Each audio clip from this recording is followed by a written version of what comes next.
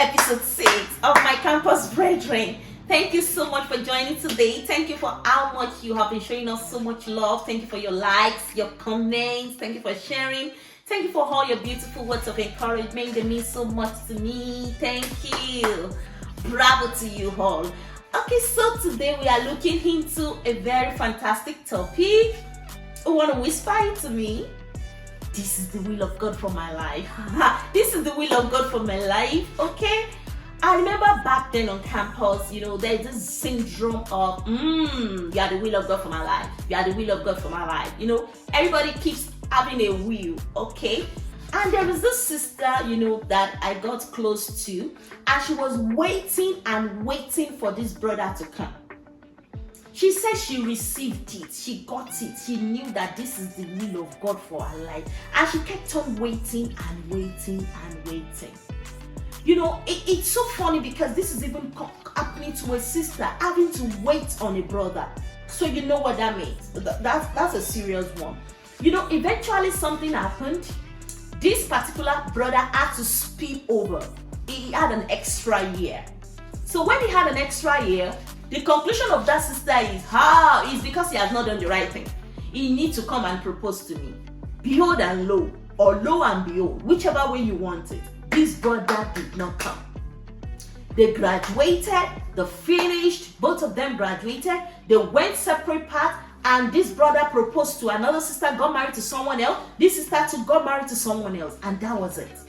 So where is that place of this is the will of God for my life?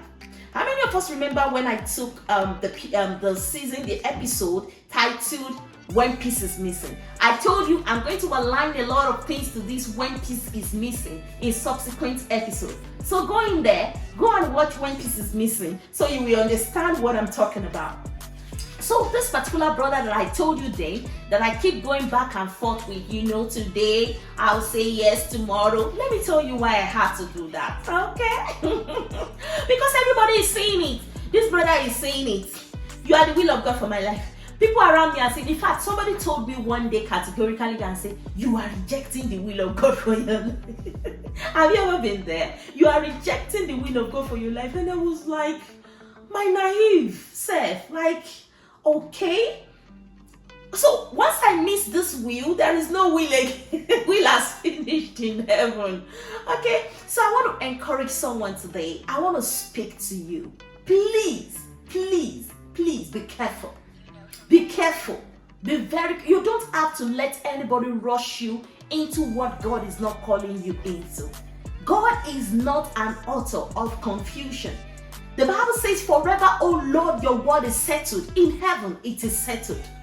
If God can put it down there in Amos 3:3 and say, can two work together except they be in agreement? So many people have missed it in destiny, have missed it maritally, because they were not too careful to receive what God is saying. They just went on the jamboree. My pastor said, this bishop said, somebody is trying to tell me this is what I should do. What is God telling you to do? What is God telling you to do? There is a way that seemeth right unto a man. The end thereof is the way of destruction. You need to grasp the truth. You need to know what God is saying and follow through on the intention of God for your life. It is for you only. God reveals to you and to you alone. So you have to know. You have to know beyond all reasonable doubt that this is what God is calling you into. I will still explain eventually how I got convinced. There are still a lot of things attached to even this is the will of God for my life, coming from When Peace is Missing. Like I said, you should please check it out. So I'm telling you today, and I'm encouraging someone in the house. You are the first prophet of your own life. God reveals. God can show you. Two can only work together when they are in agreement. Thank you very much for watching today's episode. You are going to be seeing a new episode very soon, titled When Fear Overrides Our Faith. Watch out for it because it's going to come powerfully as well. The Lord bless you. Don't forget to like, subscribe, and share. And don't forget to always drop your comments as well, because they go a long way to give us a lot of support and encouragement. God bless you. You are wonderful. Thank you.